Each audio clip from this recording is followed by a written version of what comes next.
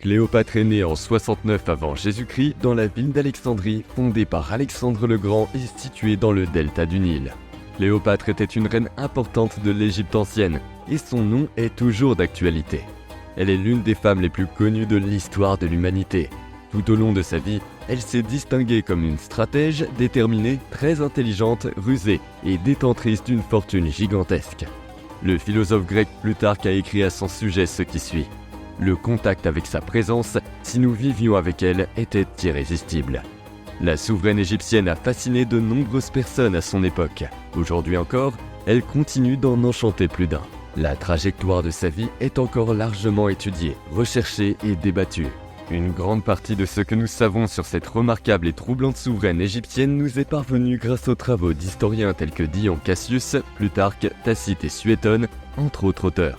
Pour comprendre sa grandeur, il convient de rappeler quelques faits intéressants. Dans un temple dédié à la déesse Vénus, à la demande du dirigeant romain Jules César, qui était l'amant de Cléopâtre, une statue en or de la reine égyptienne fut érigée.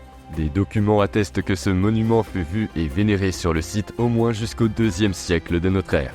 Curieusement, Cléopâtre était même vénérée comme une véritable déesse, plus précisément comme une nouvelle déesse Isis, l'une des divinités les plus importantes de l'Égypte ancienne. Elle fut également identifiée à Aphrodite, déesse grecque dont les attributs sont similaires à ceux d'Isis. Cléopâtre avait également une intelligence raffinée. Elle reçut une éducation remarquable.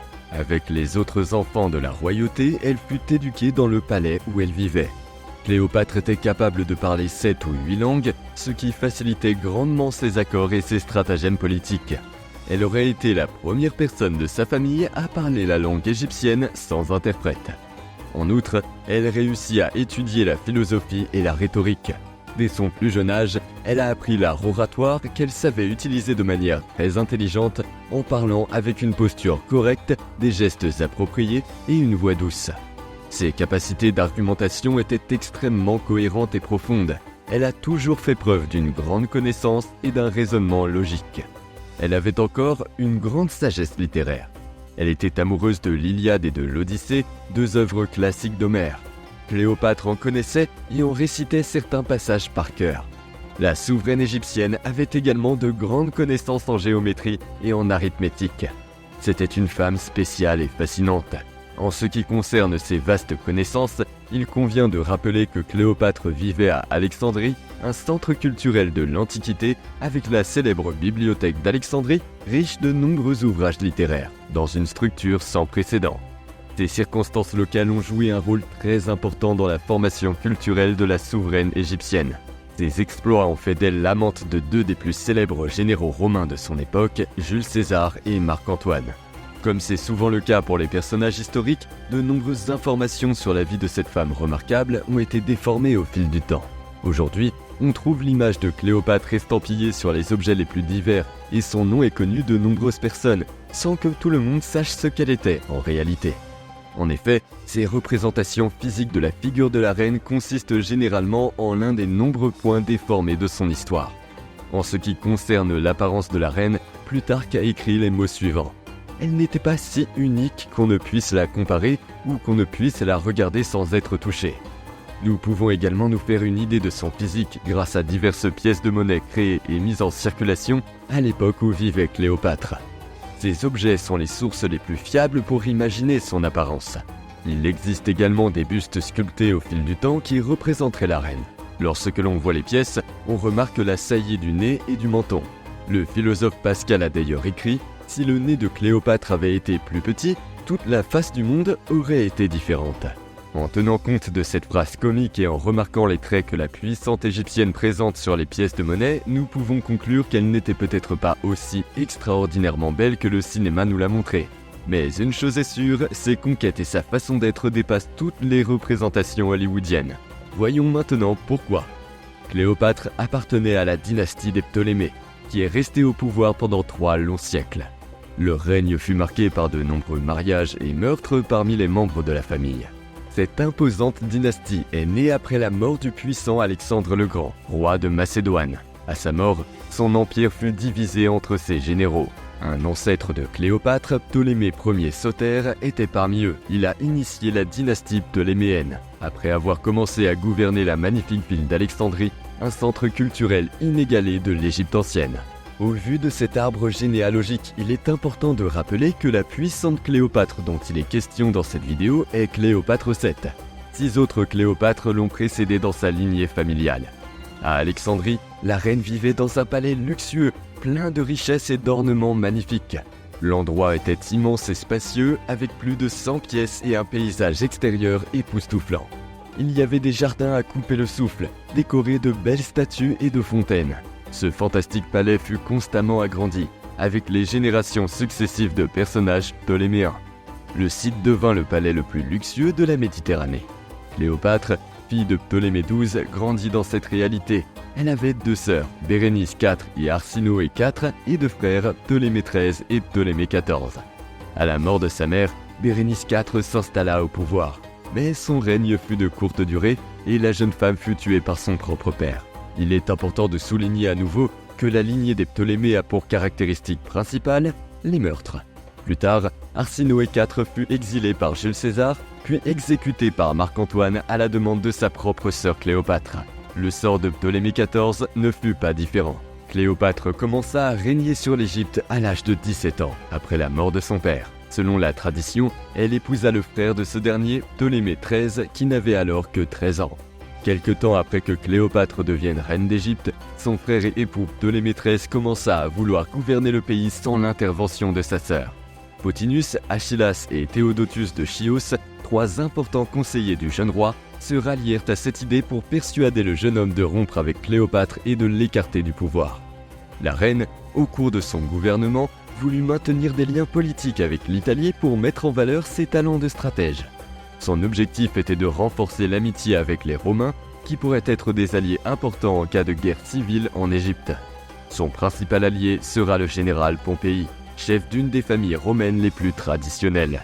Ces manœuvres diplomatiques valurent à Cléopâtre d'être accusée de trahison pour avoir trompé son frère. À l'âge de 21 ans, la jeune souveraine fut contrainte de quitter Alexandrie et s'exila en Syrie où elle rassembla une armée.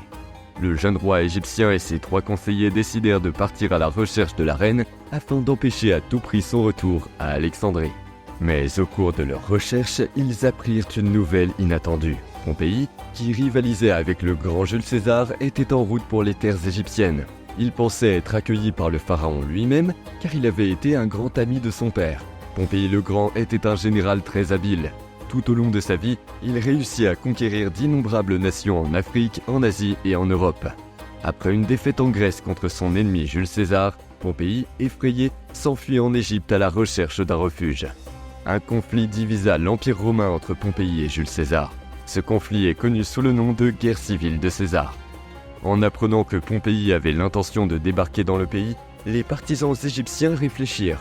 Aider la vieille connaissance de Pompéi était un risque, car cela pouvait être interprété comme une déclaration de guerre à Jules César, qui commandait une machine de guerre très puissante.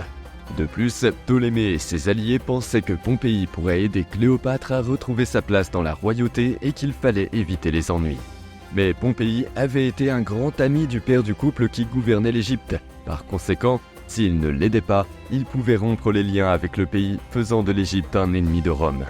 Théodote et les 2 autres conseillers, Achillas et Pothinus, réfléchissaient à la question. La décision était difficile à prendre et les conséquences risquaient d'être périlleuses. Mais finalement, alors que les 3 conseillers s'efforçaient de trouver une solution, Théodote, avec un sourire, regarda ses compagnons et dit « Les morts ne mordent pas ». Le choix était fait, rompre avec Pompéi et s'allier à Jules César.